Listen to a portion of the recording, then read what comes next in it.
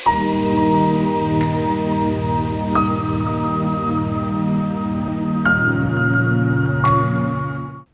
वालेकुम, मेरा नाम है शाहिद अयूब। आप देख रहे हैं लर्निंग टू लिव।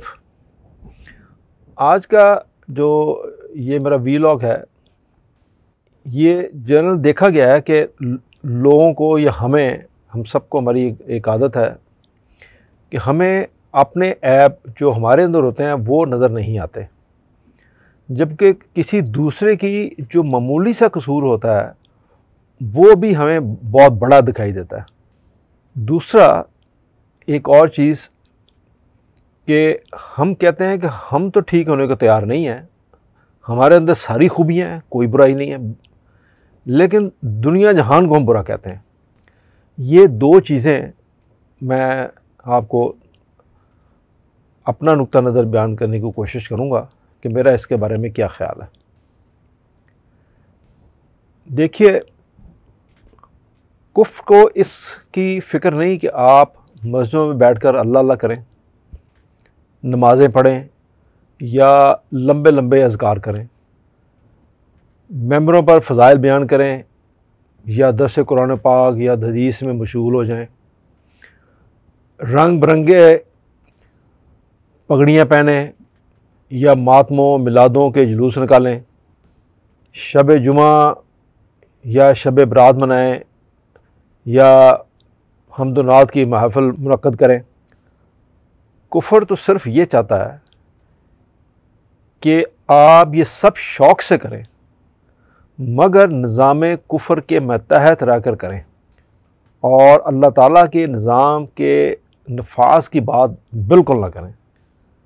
मतलब ये एक उनका एक नुक्ता नज़र है जिस पे वो सख्ती से अमल कर रहे हैं और हम इस अमल में उनका एहलाकार बनते चले जा रहे हैं। आप खानकाहों बनाएं, उर्स मनाएं, मकबरे बनाएं, तबलीगी इज्तिमात करें, मगर अल्लाह के निज़ाम की बालादस्ती की बात बिल्कुल ना करें।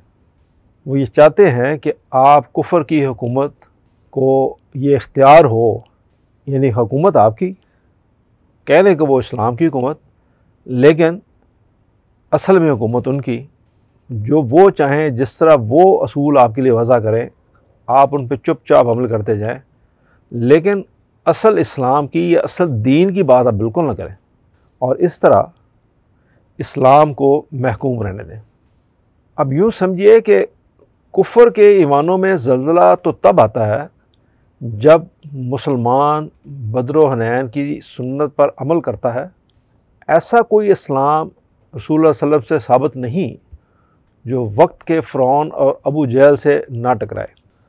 अब ये देखें कि इस चीज़ को देखते हुए मैं ये कहता हूँ कि अगर ये सब हमको पता है और हम फिर भी ये बात बार बार करते चले जा रहे हैं और हमारी एक तकिया कलाम बन गया है। जैसा मैंने कहा कि कुफ्र क्या चाहता है और हमें मालूम है कि क्या चाहता है, तो फिर हम अपनी तबाही की ज़िम्मेदारी किसी और पे, यानी अमेरिका पर डाल दें, बरतानिया पर डाल दें या जूस पर डाल दें या किसी और पर डाल सकते हैं।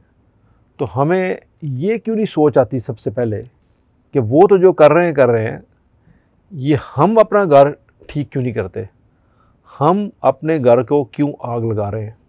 यानी बहुत सारी चीज़ें हैं। जैसे यूँ समझें कि अगर मेरी पुलिस काम ठीक नहीं कर रही तो इसका ज़िम्मेदारी मैं अमेरिका पे कैसे डाल सकता हूँ। यानी अमेरिका तो नहीं कहता कि आप अपनी पुलिस को ख़राब करें।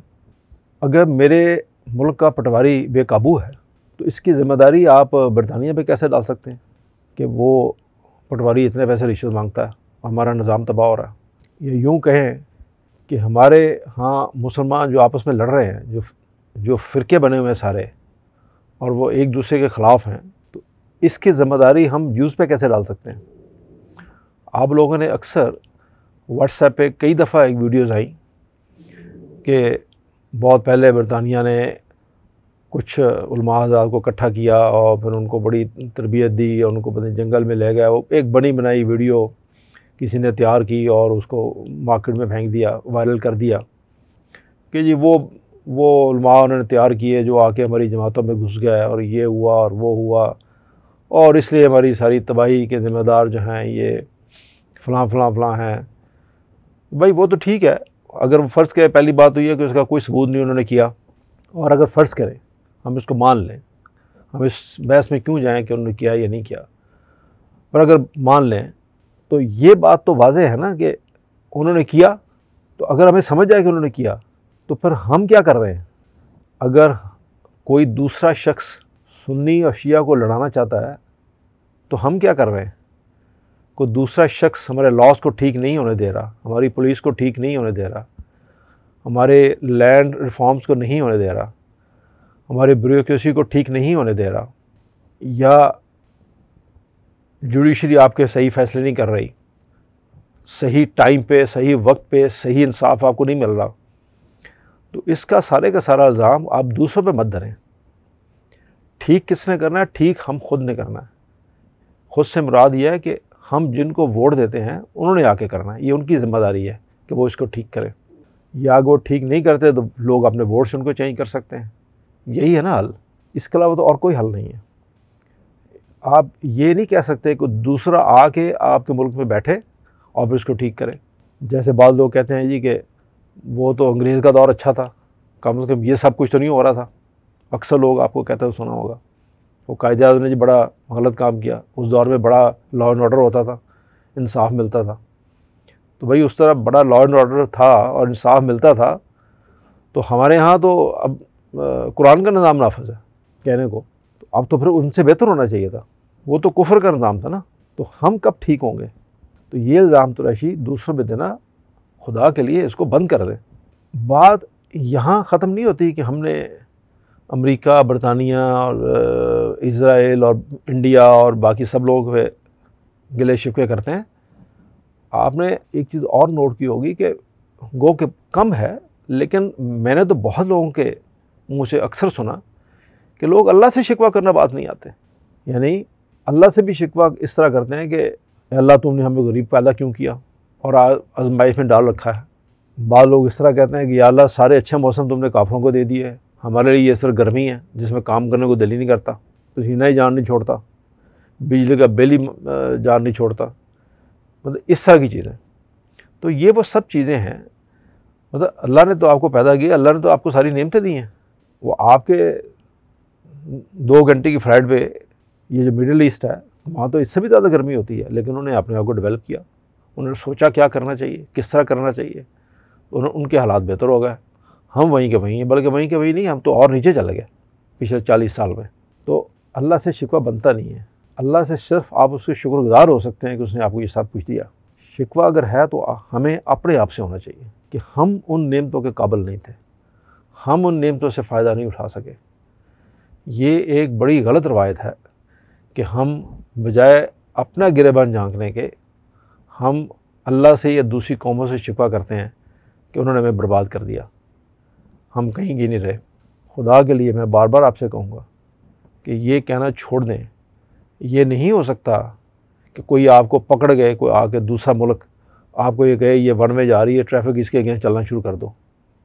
कोई आपको आके, कोई गोरा आपको ये नहीं कहता कि दूध में पानी डाल दो और डालते रहो। कोई आपको अब ये नहीं कहेगा कि भैंस को इंजेक्शन लगाओ। ये सब काम हम खुद कर रहे हैं। कोई आपको ये नहीं कहता कि कुरान की गलत तशरीह करें और ये जायज़ करार दे दें।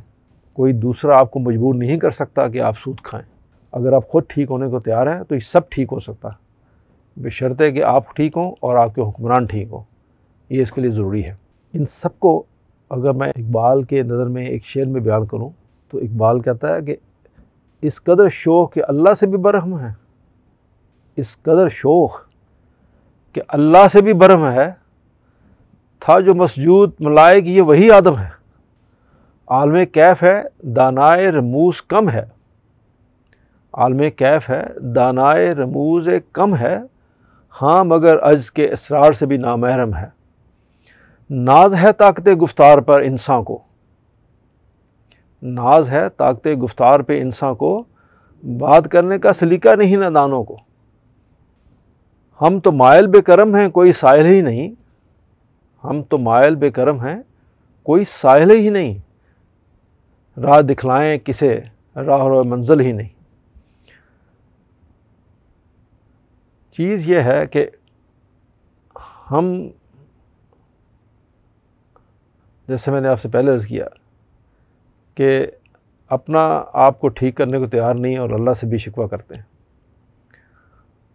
उसने तो ख़ास आपको कह दिया सामने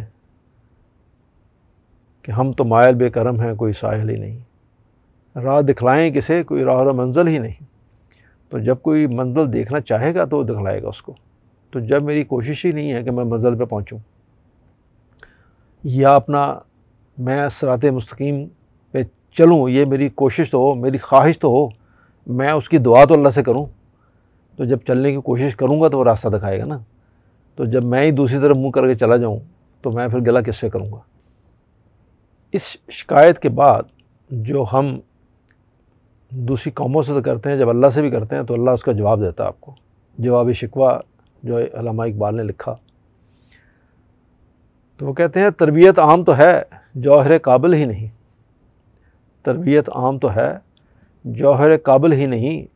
जिससे तामीर हो आदम की, वो ये गिल ही नहीं। कोई काबिल हो तो हम शान कही देते हैं, ढूंढने वाले को दुनिया भी नहीं देते हैं। तो चीज़ यह है कि कोई ढूंढना चाहेगा उसको दुनिया मिलेगी ना।